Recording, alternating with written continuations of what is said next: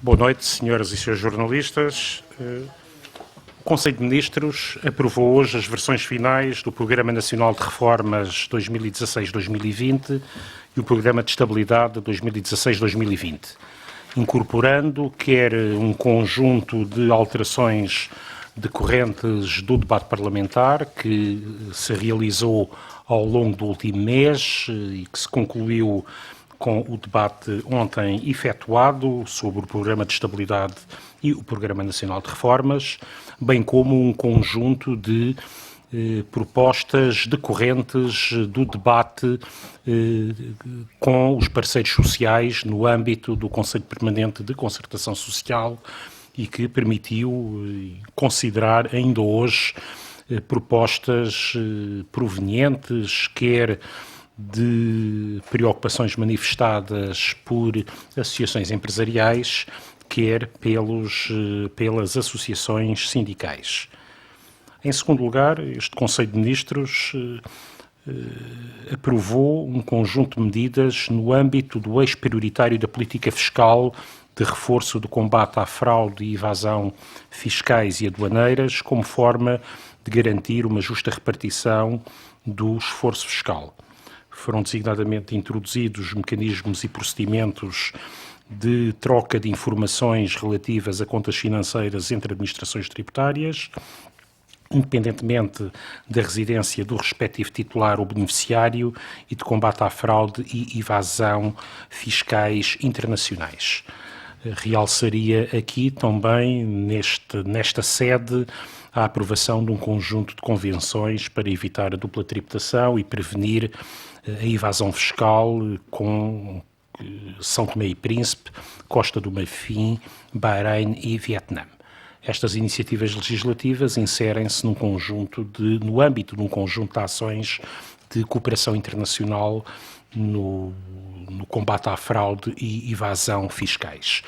Para desenvolver estes temas, eu passaria desde já a palavra ao Sr. Ministro das Finanças. Muito obrigado e boa noite.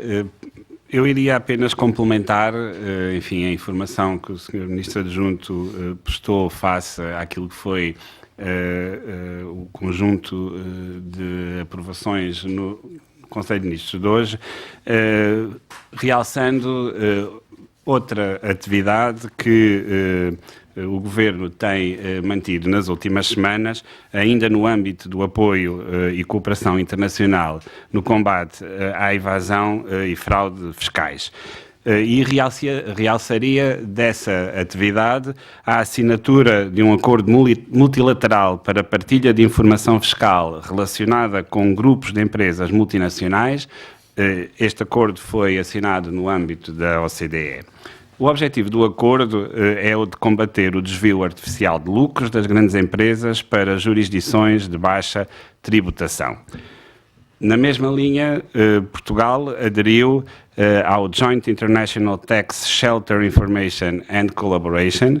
É uma plataforma internacional sob a égide da OCDE, com o objetivo de coordenar estratégias e trocar informações de combate à fraude e evasão fiscais, bem como o planeamento fiscal agressivo.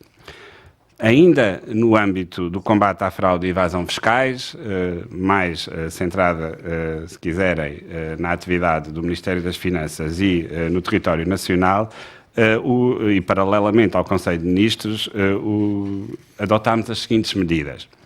Alargar a competência da unidade de grandes contribuintes, de modo a acompanhar não apenas grandes empresas, mas também pessoas singulares cujos níveis de rendimento e património declarado justifiquem um controlo acrescido. Alargar os deveres de comunicação das transferências para jurisdições com tributação privilegiada, cumprindo o disposto na Lei Geral Tributária, passando a abranger estas obrigações os envios de fundos e a atividade das sucursais localizadas fora do território português, ou de entidades não residentes com as quais exista uma situação de relações especiais. Finalmente, gostaria de dar nota de que passamos a divulgar os dados estatísticos relativos às transferências para offshores nos últimos 5 anos.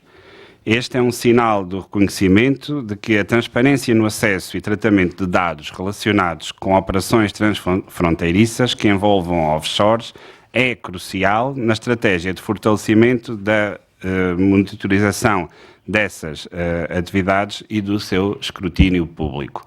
Muito obrigado. Julgo que teremos talvez 3 questões. Por favor, RTP. Documento de trabalho do Governo que foi hoje divulgado, pergunto porque é que não foi divulgado na altura da apresentação e discussão do Programa de Estabilidade e pergunto-lhe ainda, olhando para este papel, vemos aqui que há 346 milhões de poupanças em 2017, ora, somando a isto aos 450 milhões que esperam receber com o BPP, ficam, creio eu, e corrija-me se estiver errado, a faltar mais de 700 milhões para que se atinja a meta do déficit de 2017. Como é que vai arranjar este valor? Bem, eu lamento, mas essa não foi a temática que nos trouxe aqui a esta conferência de imprensa. No Parlamento hoje foram prestadas todas as declarações adicionais àquelas que já tinham sido prestadas por mim ontem e também na Comissão de Orçamento e Finanças e Modernização Administrativa. O que foi divulgado hoje foi uma tabela que compara a evolução, as medidas, face a um cenário de políticas invariantes. Há 2 medidas muito importantes que não está a contabilizar, que para fazer o resto da conta como pretende. Uma tem a ver com o BPP e a receita adicional de 450 milhões de euros e outra com as PPPs. É uma matéria de muito detalhe, eu acho que não, peço-lhe desculpa, mas mais detalhe numa conferência de imprensa desta natureza sobre essa matéria não me parece apropriado. Obrigado. Próxima questão. Ramos para a SIC. Queria perguntar-lhe apenas se não era secreto este documento, porque é que só foi conhecido hoje, e acho que também me vai poder responder a esta pergunta. Falam aqui de 210 milhões de receita extra com impostos indiretos. É certo que o Sr. Ministro já disse várias vezes que IRS, IRC e IVA são intocáveis, mas estamos a falar de mais cortes onde? Outra vez, imposto sobre produtos petrolíferos, imposto sobre tabaco, imposto de selo, é exatamente o quê? A mesma nota, não era bem isso que nos trouxe aqui, mas eu posso acrescentar o seguinte em relação a essa matéria. Na conferência de imprensa que eu dei aqui há uma semana, eu nomeei exatamente essa medida como uma das medidas que está incluída no Programa de Estabilidade. Não há, obviamente, nada de secreto nesta matéria.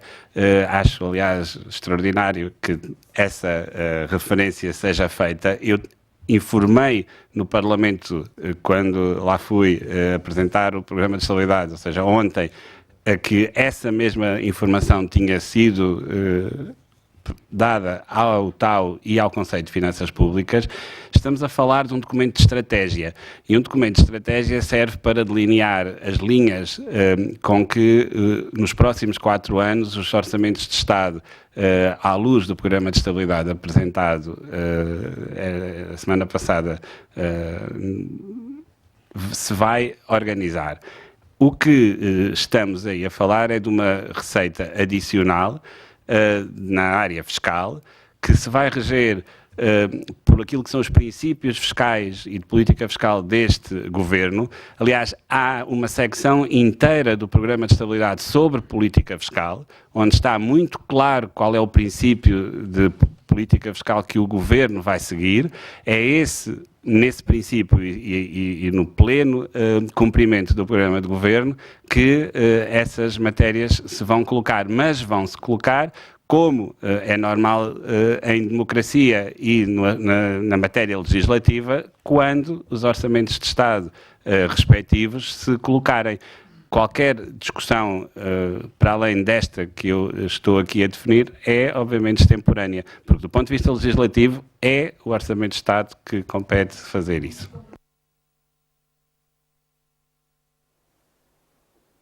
Aquilo que eu posso comprometer é que se ler todo o documento e se ler o documento todo na área da política fiscal, fica a perceber qual é a estratégia fiscal deste governo. O que nós temos dito é que há uma preocupação muito grande na proteção do rendimento dos portugueses e que, como aconteceu em 2016, a política fiscal dirige-se reduzindo a carga fiscal direta e, em alternativa, aumentando o peso relativo da tributação indireta, e é assim que vamos continuar a fazer.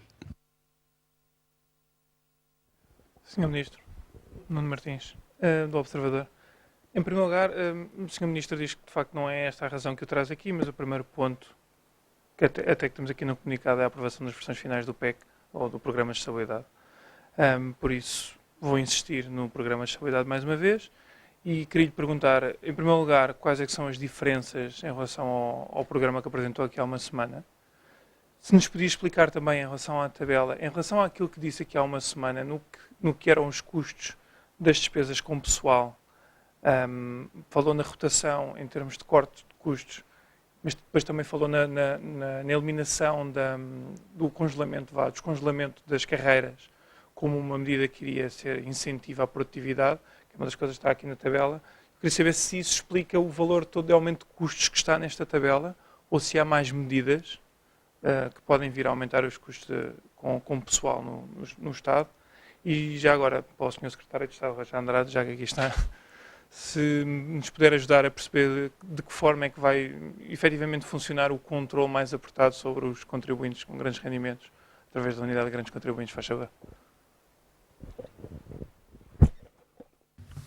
Eu vou responder então à primeira pergunta e depois, obviamente, passarei a palavra ao Sr. Secretário de Estado, que se pronunciará sobre a segunda questão.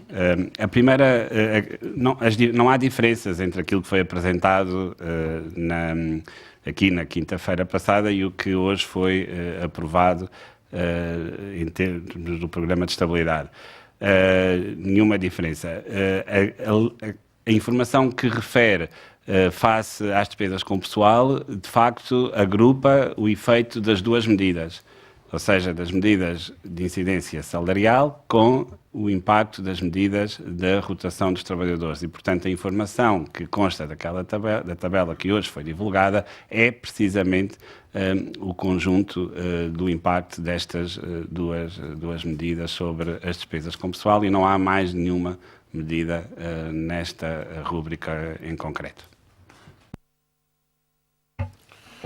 Respondendo à questão relativa à extensão das competências da unidade de grandes contribuintes, que são estendidas às pessoas singulares, hoje em dia, até hoje, apenas tem a ver com empresas, eu diria que há que as questões se põem relativamente, por um lado, àqueles contribuintes que nós sabemos que têm um elevado rendimento ao património, e outra questão diferente é àqueles que nós não sabemos, mas existem, como detentores de um elevado rendimento ao património.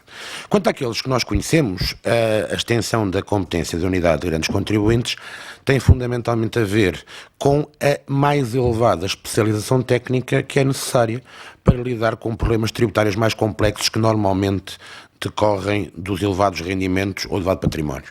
Ou seja, há um conjunto de operações e, portanto, um conjunto de operações tributárias mais complexas que normalmente só estão acessíveis a quem tem um rendimento ao património mais elevado, que requerem da parte da autoridade tributária, para prevenir riscos de evasão fiscal ou mesmo simplesmente riscos de litigância, requerem maiores qualificações. Por outro lado, há a questão de detecção dos titulares de elevados rendimentos ou patrimónios que nós não conhecemos.